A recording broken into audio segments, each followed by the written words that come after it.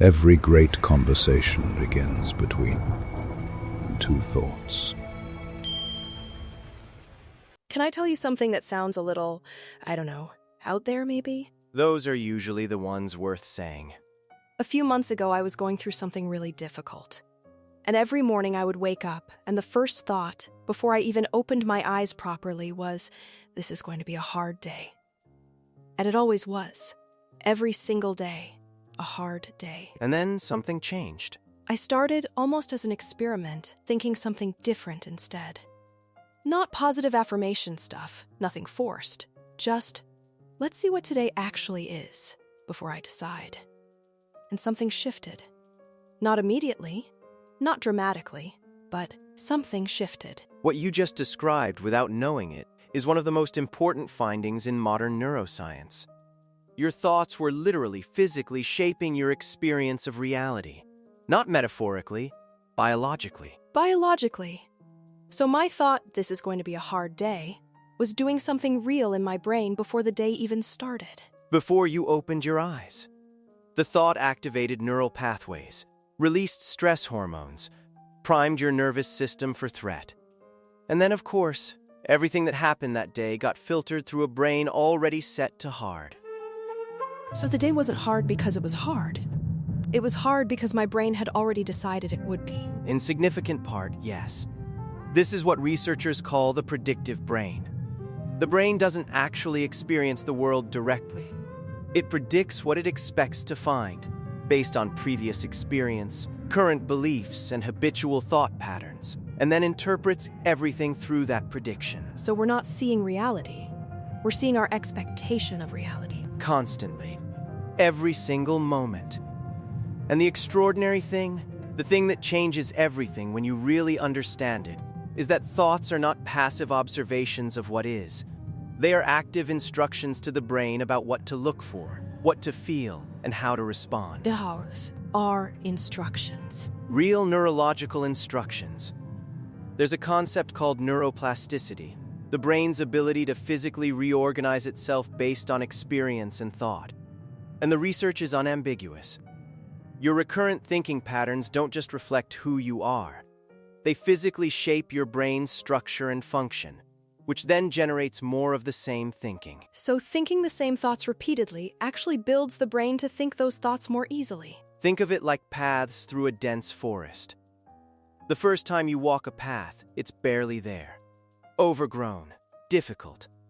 But every time you walk it again, it gets clearer, wider, easier to follow, until it becomes the automatic route, the one your brain takes without thinking. And the paths you stop walking overgrow, disappear. The brain follows a use it or lose it principle. Unused neural pathways weaken and fade. Frequently activated ones strengthen and expand, which means, over time, your habitual thoughts become your brain's default architecture. That's okay, that's genuinely extraordinary, and a little terrifying.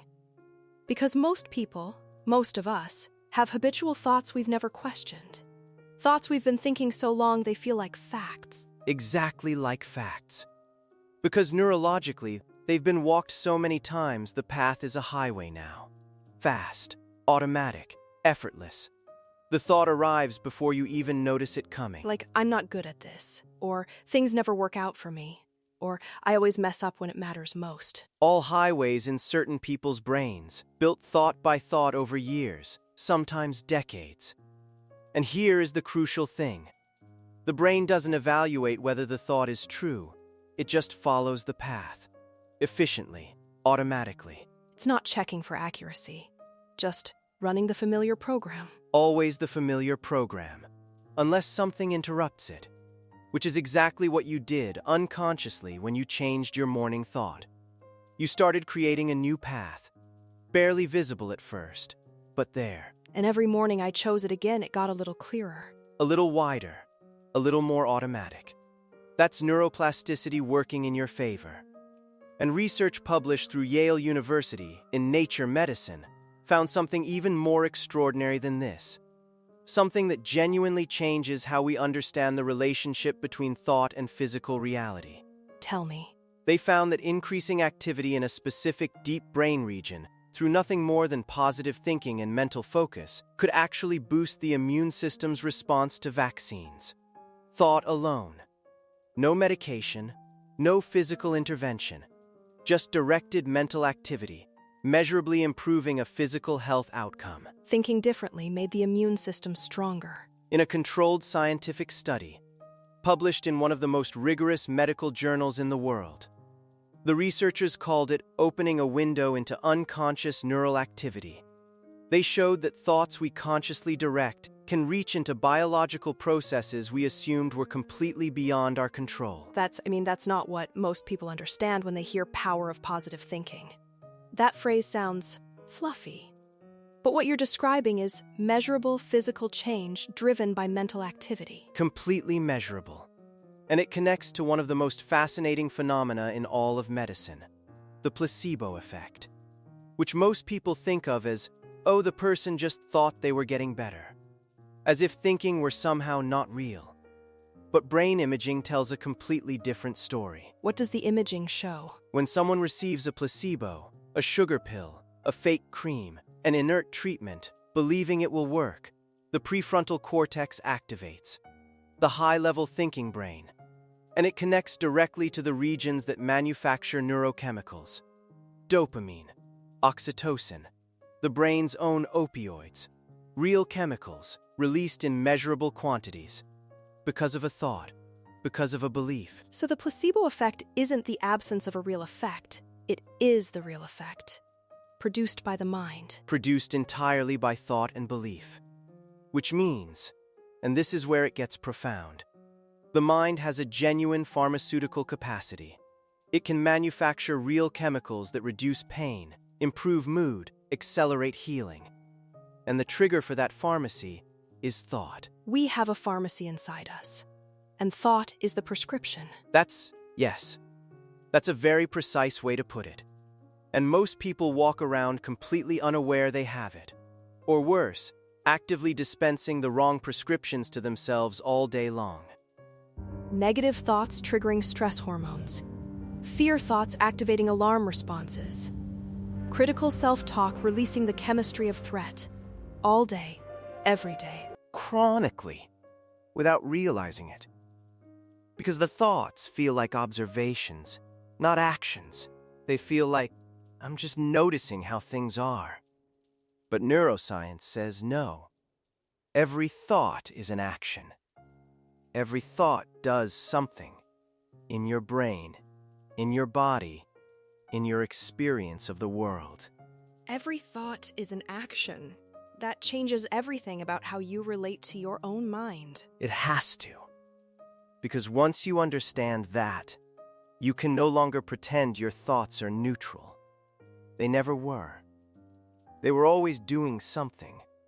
You just didn't know what. So what do we actually do with this? Because understanding it intellectually is one thing, but how do you interrupt a thought highway that's been there for 20 years? The first thing, and this might be the most important, is what neuroscientists call metacognition. The ability to think about your thinking. To observe your thoughts rather than be fully inside them. We talked about this with cognitive diffusion in our very first conversation. But here it applies at an even deeper level. Because if you can observe a thought, you create distance from it. And distance means choice. Exactly. The thought is no longer just happening to you. It becomes something you can see. And something you can see, you can question. Is this thought true? Is it useful? Is it the only way to interpret this situation? Or is it just the familiar path? The familiar path masquerading as reality. Always. And the second practice is what researchers call cognitive reappraisal, which is not suppressing a thought, not pretending it isn't there, but deliberately finding an alternative interpretation of the same situation. Not a false one, a genuinely possible one. So not everything is fine when it isn't.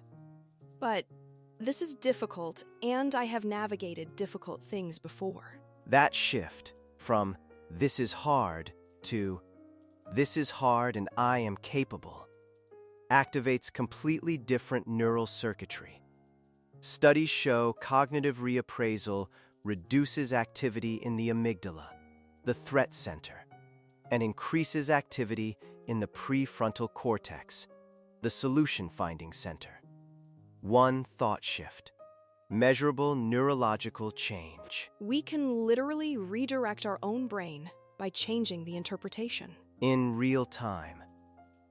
And the third practice, the one with perhaps the most extraordinary research behind it, is mental imagery, visualization, which sounds like something athletes do, but the neuroscience is remarkable.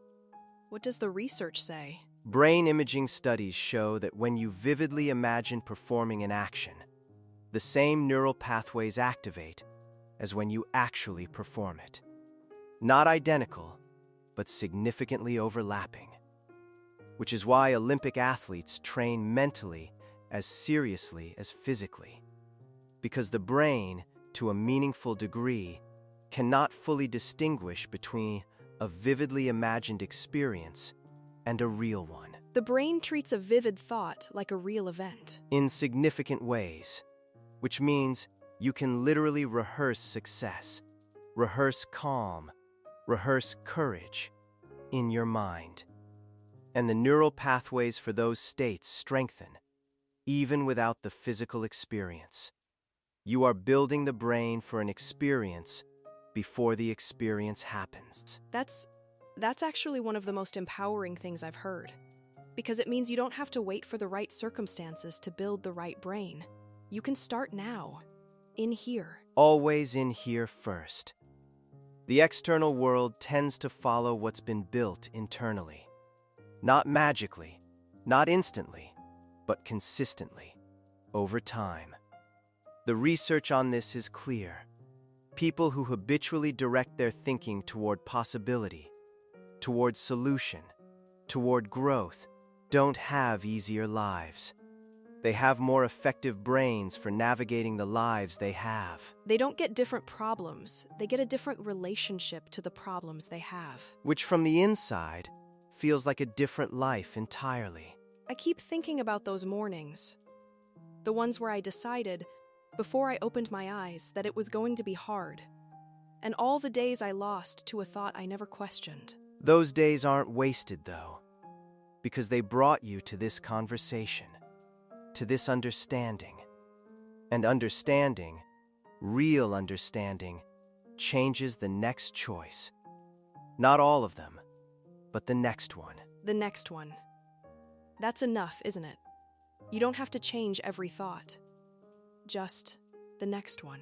Just the next one. And then the one after. And slowly, gradually, imperceptibly, the forest changes. New paths appear. Old ones fade. And one morning you open your eyes, and the first thought is different, and you barely notice, because it's become the familiar path. You have approximately 6,000 thoughts a day, according to researchers. Most of them are the same thoughts you had yesterday and the day before. Running the same paths, producing the same feelings, generating the same results. But, and this is what the science is telling us, none of those paths are permanent. None of them are you. They are just the routes most traveled. And you can always begin to walk somewhere new. Your thoughts are not observations of reality. They are instructions to your brain. They shape your chemistry, your immune system, your perception of every experience you have. They are the most powerful thing about you, and the most available. You don't need anything external to begin. The next thought is already forming. You get to choose what it becomes. Choose it carefully. It's building something. It always was. Thank you for being here with us today. This one felt important in a very quiet way. If this shifted something in how you relate to your own mind, share it. That thought of wanting someone else to hear this is already doing something good. And our question before you go. What is one habitual thought Something you think almost every day, that you have never stopped to question. And is it actually true? Tell us in the comments. We read every single one. Always. Until next time. Stay curious, stay kind, and choose carefully what you think next.